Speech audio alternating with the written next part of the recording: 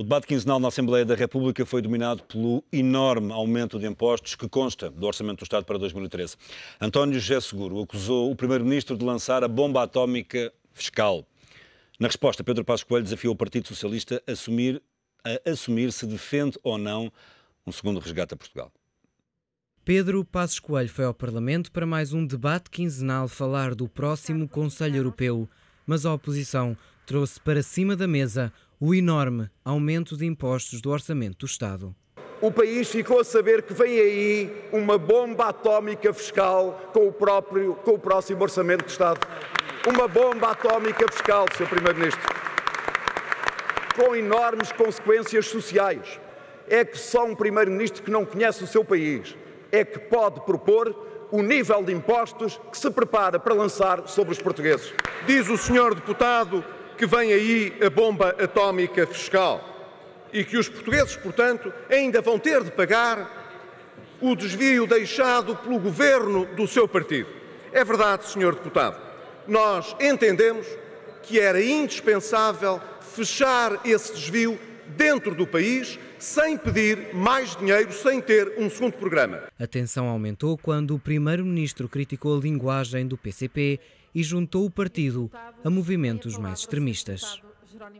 Não é capaz de dizer aqui, nesta Assembleia, que aquilo que pretende de facto é sacar, é roubar mais de 2.000 milhões de euros a quem trabalha e a quem trabalhou. E isto é que é indigno. Oxalá os portugueses não permitam que esta sua obra destrutiva chegue até ao fim. Lamento mais profundamente que o senhor deputado insista, utilize repetidamente expressões que só podem ser entendidas em Portugal como um convite à violência no nosso país. Olha, honra é não faltar à palavra dada.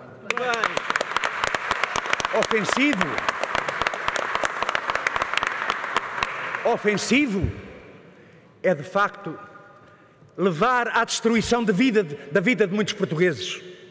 Violento é o senhor que, com estas medidas, leva a que muitos portugueses hoje não sabem o que é que fazer no futuro. Nem o Bloco de Esquerda foi indiferente às críticas do Primeiro-Ministro ao Partido Comunista. Acha que há algo que instiga mais a desgraça dos portugueses do que um governo que diz: olha, vamos devolver os vossos salários do trabalho que vocês fazem, as reformas da vossa vida, devolução. Mas não há um pingo de vergonha na política do governo. O governo garante que o objetivo é evitar pedir mais tempo e depois mais dinheiro. Portugal, do ponto de vista do governo, deve evitar esse caminho. E essa foi a decisão que tomamos. Não vamos pedir um segundo resgate, não vamos ter cá a Troika mais tempo. Pedro Passos Coelho defendeu a urgência da Europa avançar para uma união bancária e avisa que as medidas nacionais podem não funcionar sem uma solução ao nível europeu. Jorge Bacelar Gouveia, Rui Paulo Figueiredo, deputado do Partido Socialista, Carlos Marques de Almeida são convidados deste Enfoque. Obrigado a todos pela vossa presença. Carlos, começo por si. Há alternativas a esta bomba atómica fiscal, se é que considera que esta adjetivação eu acho muito curioso, porque parece existir um concurso de metáforas neste momento na vida política portuguesa, em que cada... E qual é a sua preferência? Bomba atómica ou napalm fiscal? Eu acho que não vou entrar nesse concurso. Acho que me vou abster de adjetivar essa nova política do governo. Mas eu acho curioso, de facto, que toda a gente anda muito excitada à procura dessa denominação tremendista, ou mais tremendista possível. O que eu acho interessante sobre o debate de hoje, acho que há um ponto interessante e que tem que ser frisado, é que há aqui uma ligeira mudança de estratégia do governo. Ela já, paulatinamente, a pouco e pouco, nas últimas semanas, ela se tem vindo a acentuar. Mas agora é evidente que o governo mudou de estratégia. Aliás, o estilo e a postura do Primeiro-Ministro hoje foi completamente diferente daquilo que tem sido o Primeiro-Ministro nas últimas semanas. E há várias componentes nessa estratégia. A primeira é ostracizar completamente a extrema-esquerda, acusando-a de incitamento à violência e colocando-a, de alguma forma, fora do regime. E isto tem como efeito isolar o Partido Socialista. E essa é a intenção. Mas depois tem uma outra componente no discurso que também é muito interessante, que é, em primeiro lugar, ou primeiramente, o governo era uma espécie de extensão da Troika, e a Troika eram os nossos amigos e protetores que estavam cá, que, como uma beatitude, nos emprestavam dinheiro. Agora não é assim. Agora o Portugal e o governo justifica as suas medidas porque Portugal quer o mais depressa possível ver-se livre da Troika. O que é interessante porque isto dilui a responsabilidade do governo. Dilui a responsabilidade do governo relativamente ao passado, acusando o PS, como fez hoje. E o PS, hoje, sobretudo o António José Seguro, reagiu com alguma, enfim, inesperada, acho inesperado aquela postura do Primeiro-Ministro, e ao mesmo tempo encosta algumas medidas àquilo que é a obrigação perante a Troika e não a vontade do Governo. Portanto, há aqui, de alguma forma, um reacerto na estratégia para tentar, de alguma forma, arranjar algum espaço de manobra política para poder agir. Ou seja, de alguma forma, o que o Governo está a dizer é que estas medidas em que a carga fiscal vai atingir uma proporção absolutamente incomensurável, não é? O melhor é nem falamos tem como ou é um resultado, de alguma forma, de dois fatores. Um fator do passado, que tem a ver com a forma do que o Partido Socialista governou, e de alguma forma o que ele veio dizer foi, o Primeiro-Ministro veio dizer foi que quem abriu as portas da dívida tem a obrigação de ajudar a fechar as portas da dívida e, por outro lado, justificar também estas medidas com aquilo que é as obrigações perante a Troika, que de uma forma também indireta vai sempre bater ao Partido Socialista. Ou seja, deixou de haver uma tentativa de, corrigindo o erro estratégico, dizer nós, Governo, o nosso programa é o programa da Troika, estamos a cumpri-lo e assumimos essa responsabilidade. Isso já não é assim. Neste momento, todos são responsáveis. E o Governo é apenas um elemento nessa cadeia de responsabilidade. Isso é uma mudança de estratégia interessante. Rui Paulo Figueiredo, há alternativas a esta bomba atómica fiscal, partindo do princípio que concorda com esta classificação? Naturalmente que há. O Carlos fez aqui uma análise que eu não concordo. Ele catalogou o comportamento do Primeiro-Ministro como uma estratégia. Eu acho que é uma classificação benévola, porque eu acho que o Primeiro-Ministro não tem estratégia nenhuma. Está absolutamente perdido. É preciso nós termos memória quando analisamos estas coisas. Eu acho que as pessoas ainda se lembram como é que nós começámos a chegar até aqui. Porque este Primeiro-Ministro, embora depois dissesse que havia alguns trocadilhos com a sede de ir ao pote, este Primeiro-Ministro chumbou o PEC 4 e precipitou uma crise política com dois argumentos. Chegava de sacrifícios para os portugueses e não queria mais impostos. E tinha um caminho e uma alternativa de cortar na despesa do Estado. Foi assim que nós começámos. E depois, quer o CDS, quer o PSD, passaram toda a campanha eleitoral a dizer que não iam aumentar impostos, que não iam confiscar o subsídio de férias, o subsídio de Natal, era um disparate e que tinham um rumo e tinham um caminho. Ora, nós chegámos à conclusão que este governo falhou. Este governo não acerta uma. Não acertou uma no déficit orçamental, não acertou uma na dívida pública, não acerta nos números dos desempregos. Eu dou razão ao Jorge quando aqui disse, salvo erro, há 2 semanas, que o Ministro das Finanças já não ia a lado nenhum. E concordo. Hoje, com todas as trapalhadas que nós temos assistido em torno do Orçamento de Estado, em que já ninguém sabe quais são as propostas que estão em cima da mesa, em que são apresentadas, recuam, reuniões de 13 horas, esta equipa do Ministério das Finanças faz parte do problema e não faz parte da solução.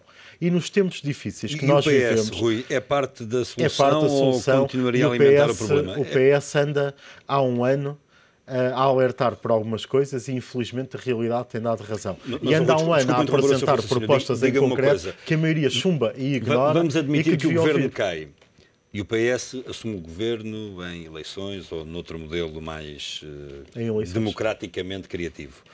O democraticamente criativo é devolver o PS só quer eleições, não há mais nenhum cenário. Acha que o cenário seria diferente? Há várias coisas. Em termos dos sacrifícios há várias coisas aos portugueses. E a peça que vocês passaram, há uma parte importante e significativa do debate de hoje que não retrata, mas que é a verdadeira dimensão da ausência de política estratégica e da ausência de pensamento e até de atitude do governo. É a dimensão europeia. Porque muito do nosso futuro joga-se no debate europeu e na dimensão europeia, que era hoje o tema.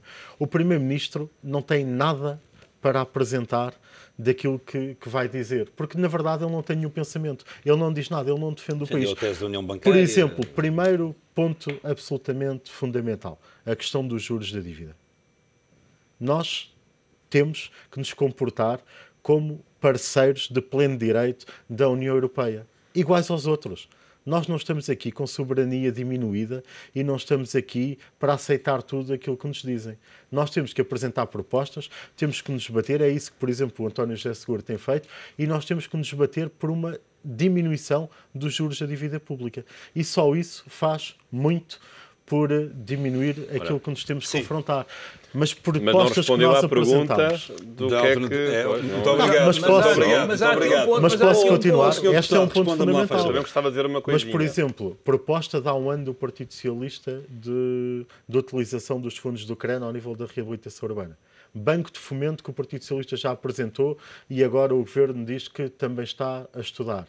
Linha de apoio às PMEs através do Banco Europeu de Investimentos. São propostas de há um ano. Sim, mas são propostas microscópicas. Não são propostas microscópicas. É que não há consolidação orçamental sem crescimento do ponto de vista económico. da essência das coisas, se é que eu estou a ver bem, embora tivesse estado uns dias fora, eu penso que não há alternativa às medidas que foram tomadas. E, portanto, é evidente que o que está a acontecer do ponto de vista do anúncio do aumento de impostos é uma consequência da retificação daquilo que seria um erro do aumento e da modificação da taxa social única, e também não podemos esquecer aqui a orientação imprimida pelo Tribunal Constitucional quando declarou a inconstitucionalidade da suspensão dos subsídios. E o falhanço da execução orçamental?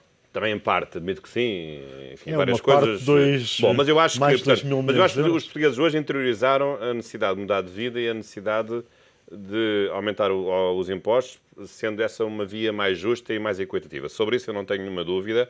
Podemos discutir depois o grau ou certo tipo de medidas em concreto. Agora, no meio disso, eu penso que há aqui dois problemas que o Governo está a enfrentar e que não estão a ser resolvidos. Em primeiro lugar, o problema da confiança numa estratégia de decisão e numa estratégia de comunicação.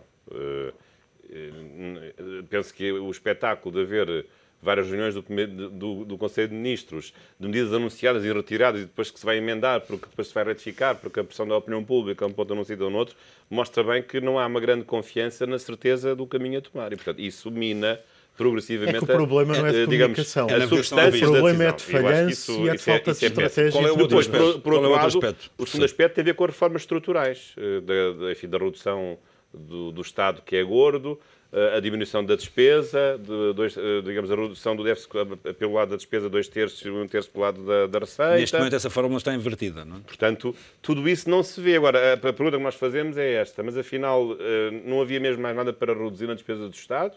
E, portanto, esse discurso que foi dito, sobretudo na campanha eleitoral, é verdade, lembro-me disso, era um discurso errado e irrealista, ou há uma incapacidade do Governo de o fazer porque foi uma das bandeiras da incompetente. campanha eleitoral, mas também está invertida agora. Porque a tendência deste orçamento é exatamente o oposto. Não é? 2/3 eu diria que também a bandeira da República também está invertida. Quando nós temos Ângelo Correia a dizer que falta estudo ao Primeiro-Ministro... Mas o problema é um problema. Mas agora a questão é saber se há uma incompetência do ponto de vista técnico de introduzir as reformas, se há um medo de enfrentar lobbies... ou se há realmente uma outra razão qualquer que eu não consigo entender. E, portanto, é que nós já estamos há 1 ano e meio com o Governo, praticamente, e acho que era a altura de agora das reformas estruturais começarem a... Aliás, isso até se nota, por exemplo, enfim, sou jurista, como sabem, e eu vejo o Diário da República eletrónico todos os dias. E nós, ao vermos o Diário da República, o espetáculo é confrangedor da ausência de diplomas, de leis, de reformas. Não há nada. A Constituição devia consagrar um limite ao aumento da carga fiscal. Esse é um tema complicado. Enfim, há a ideia de que quando a carga fiscal ultrapassa um certo limite, os impostos são confiscatórios porque põem em causa a essência do rendimento das pessoas e da sua propriedade. E neste momento já estamos nesse patamar? É difícil responder, porque o sistema fiscal é uma coisa muito complexa. Há impostos que são progressivos e há outros que são proporcionais. Distinção entre impostos sobre o rendimento e impostos sobre o património. O imposto sobre o património, do ponto de vista da justiça, é sempre um imposto que está um pouco fora desses parâmetros, mas isso não é associado com o imposto sobre o rendimento. Agora, o imposto sobre o património tem um problema, que em Portugal é muito sério. É que é o problema de ele dever ser manobrado ou operacionalizado em função do rendimento que as pessoas podem retirar das casas de que são proprietárias. E às vezes estes aumentos são absolutamente cegos à possibilidade de a pessoa poder rentabilizar ou não rentabilizar o próprio bem imóvel de que é proprietário. Portanto, penso que há uma lógica que deve ser introduzida de associar o aumento ou não em função do tipo de rendimento que se tem. Claro, depois também é um problema mais complicado, com o problema da fiscalização das rendas. Há pessoas que têm casas arrendadas e não as declaram. Acho que isso deve ser fiscalizado, porque isso durante muito tempo tem sido uma grande injustiça. Ou aqueles que têm casas e subarrendam as casas e também não há nenhum tipo de fiscalização. Portanto, há vários problemas que aí se colocam, mas é evidente que o aumento do imposto sobre os bens, o IMI, apesar de tudo, não é tão grave como o outro, porque não vai ser sentido de uma forma tão nítida pelas pessoas, porque é sentido pelas pessoas que têm mais património, e como é um imposto que reverte para os municípios, as pessoas ficam sempre a dizer que não é o Estado que vai beneficiar com esse aumento. E, portanto, o Estado pode sempre dizer que isso não é para nós, fica nos municípios, mas da mesma forma pode prejudicar mas é um problema, professor, é que, em alguns casos, património não é sinal de liquidez. Pois não, e sobretudo pode gerar problemas gravíssimos, extremamente complexos. Neste momento em que há um abaixamento dos valores, sem dúvida, em que não é possível transacionar porque os preços são muito baixos, nem sequer há compradores para a maior parte das casas. É o que nós isso é um problema adiado, é uma bomba relógio adiada. Carlos Marcos de Almeida, devíamos consagrar na Constituição um teto máximo para o agravamento da carga fiscal? Já agora, sobre isso, não responder à pergunta, eu penso que não. A minha resposta é negativa. Penso que quando os impostos excederem um limite que tem uma zona flexível, julgo que o Tribunal Constitucional deverá declarar esses impostos inconstitucionais. Eu tenho dúvidas, não me parece que ainda tínhamos chegado a esse limite. Carlos. Mais uma vez, nesse aspecto, eu acho que também não deve ser quantificada um número e consagrado na Constituição para esse efeito. Acho que funciona mais a regra do bom senso, de alguma forma, e do equilíbrio, e que em cada momento tem que ser averiguado. Mas eu só queria fazer um ponto relativamente àquilo que o Rui disse. O que eu disse na minha intervenção não foi que o Governo tinha mudado a sua estratégia política, porque o Governo não mudou a sua estratégia política. Agora, queira ou não lhe queira chamar estratégia. Ou seja, o seu percurso político do Governo continua exatamente o mesmo. O que eu disse foi que o estilo da apresentação daquilo que tem sido o percurso de medidas avulsas que o Governo tem apresentado é que mudou. Eu não disse que tinha havido qualquer mudança de política. A política é exatamente a mesma. E se há mudança, é carregando ainda mais nessa política. Não há aí que não haja qualquer tipo de dúvida. Portanto, nesse sentido, o objetivo é executar e, o mais depressa possível, seja por que meios for, aumentar a receita. E é isso que está a ser feito. Ponto final. Não há dúvida nenhuma. Agora, relativamente àquilo que estava a dizer, eu acho que nessas, e correndo o risco de me repetir, há um limite que tem a ver mais com um limite moral e uma percepção moral e que tem muito a ver com o bom senso e o equilíbrio e daquilo que é a vida de um país e de uma nação. E isso tem que ser, os governantes têm que ter a percepção do impacto das suas medidas. Falou-se aqui em estudos, parece que o Governo não estudou. Faz-me lembrar um pouco quando se vai escrever uma crítica sobre um livro. Nunca se deve ler o livro para escrever a crítica, porque ao ler-se o livro para escrever a crítica está-se a influenciar, está-se a ser influenciado de alguma forma. Portanto, o Governo parece agir da mesma maneira. Livros, talvez, o Governo parece estar a ser influenciado desta maneira, ou seja, não vale a pena estudar a realidade portuguesa, porque eles já têm o modelo, já estão a aplicar o modelo, e o modelo para eles é um modelo racional, infalível e funciona. Portanto, mas no limite há, obviamente, um profundo desconhecimento do efeito que estas medidas têm naquilo que é a vida dos portugueses normal. E, obviamente, nós não sabemos ainda os contornos do orçamento, mas aquilo que já se sabe do orçamento é que o ano que vem vai ser, de facto, para utilizar um termo, o ano da inversão. Para utilizar um termo que tem sido muito utilizado, há de facto uma desalavancagem do poder de compra dos portugueses, não é? Para poder alavancar, de alguma forma, as finanças do Estado. E é aqui que agora entronca exatamente na sua questão. E é aqui que entra uma dimensão moral naquilo que é a política fiscal do Governo. E aqui entra, sem dúvida, uma dimensão moral e, como eu disse, confiscatória. Já a semana passada disse e repito, nós estamos muito próximos, não, provavelmente já estamos numa república confiscatória. E, nesse sentido, o Governo não tem a mínima sensibilidade para percepcionar que o que vai acontecer é que vamos ter um país, para o ano, mais, e eu vou usar propositadamente este termo, mais raquítico. em todos os sentidos. E os portugueses vão sentir Por exemplo, esse raquitismo de alguma forma. Estamos a 4 minutos do final da nossa conversa. Agora, eu tenho que passar aqui a palavra eu acho ao, que em relação à questão das deputado. eleições, é evidente que na democracia representativa vive sobretudo o momento eleitoral.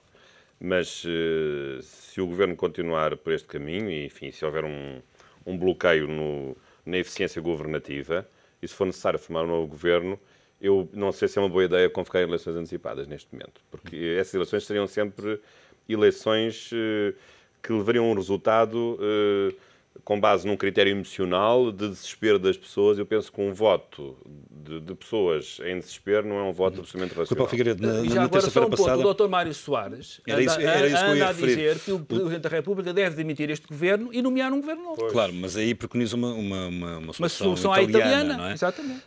Mário Soares, qual é o papel do Partido Socialista? Deixem-me colocar aqui, por favor, uma questão ao Sr. Deputado. Temos a sensivelmente 2 minutos para o final desta conversa, sempre muito interessante. Concorda com aquela tese defendida esta semana por Mário Soares no artigo da opinião do Diário de Notícias, em que, de facto, este é um daqueles momentos em que a ida para eleições não resolve nada, pelo contrário? Sim e não. Concordo quando ele diz que o Governo está moribundo, não concordo com essa teoria das eleições. O caminho que nós temos pela frente é difícil. E nós já tivemos uma experiência no passado. Sem legitimidade democrática conferida pelos portugueses, o caminho, do meu ponto de vista, é impossível. E, além disso, estas medidas que estão em cima da mesa estão até, do meu ponto de vista, a enfraquecer a democracia. Porque não existe democracia sem classe média. Estas medidas em que estão a dar cabo da classe média, em que ficam uns muito ricos e outros muito pobres, estão a pôr em causa a legitimidade democrática. E, portanto, esse tipo de medidas eu não concordo. Estamos perante O Presidente da República também tem legitimidade democrática. Ele tem poderes dentro da Constituição para agir em casos de crise. Mas não tem para governar. Para formar um governo de salvação nacional não terá, eu acho que tem. E o Presidente da República tem sido sempre parte do problema e tem sido o chefe desta maioria política. Isso agora e, portanto, portanto, tem, sobre isso. Do meu ponto de vista, muito pouca legitimidade. E, além do mais, o Presidente da República também tem sido totalmente incapaz de fazer algo que o Primeiro-Ministro devia fazer. É que este Primeiro-Ministro dinamita toda e qualquer hipótese de diálogo social com o principal partido da oposição. O Carlos hoje descreveu bem. É verdade. Esta agressividade com os partidos, a agressividade com os partidos sociais, como ignora, por exemplo, os portos, por exemplo, a greve dos portos é um bom exemplo que põe em causa a economia, como, por exemplo, a Alta Europa já está a fazer planos de contingência para exportar a partir de Espanha, e este governo é incapaz de diálogo social. E uma última nota, é que os tempos que nós vivemos exigem prudência e inteligência. E este governo não tem tido nem prudência nem inteligência na gestão social, na gestão com os parceiros sociais, na gestão com os partidos políticos, e também não tem tido nem rigor nem transparência. Rigor nas propostas que faz, rigor na execução orçamental e transparência, por exemplo, no modo como gera as privatizações, as consultadorias, as assessorias que nomeia, e, portanto, é um governo de trapalhada atrás de trapalhada. Rui, e eu acho diga uma coisa, este governo já não tem emenda. Mas diga uma coisa, Rui, admite que os portugueses olham neste momento para o Partido Socialista e veem uma alternativa credível? Admito que os portugueses olhem para o Partido Socialista com a esperança dessa alternativa, mas realisticamente e com honestidade, ainda com dúvidas sobre a construção dessa alternativa. E porque o PS também foi o grande causador das situações que nós nos encontramos. Também é bom não esquecer isso. Não é? Só fala do passado quem tem muito pouco a dizer do presente e do futuro. Mas só passou um ano. Calma. É uma frase forte esta frase do senhor deputado. Ainda só passou um ano. E a pergunta que nós devemos fazer é: como é que o país vai chegar daqui a 3 anos com este governo e com este... As PPPs foram negociadas por este governo? Não, foram negociadas pelo governo do... Sobre isso estamos muito à vontade. O Partido Socialista vai apresentar em sede do Orçamento de Estado uma taxação dos lucros das concessionárias. Eu acho que isso é inconstitucional. Vamos ver. Porque o que eu acho que é imoral... Fica bem na fotografia, mas é inconstitucional. O que eu acho que é imoral é as concessionárias e os bancos que financiam as concessionárias estarem isentos da austeridade.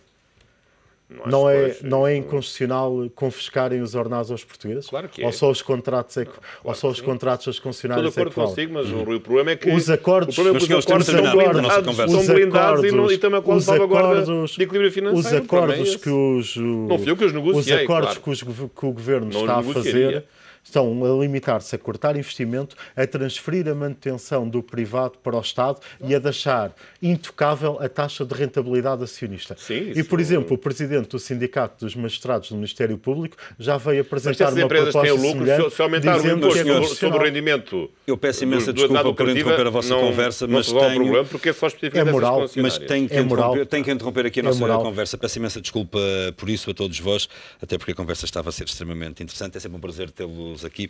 Até para a semana. Hoje, neste Em Foco, analisámos o Orçamento do Estado para 2013.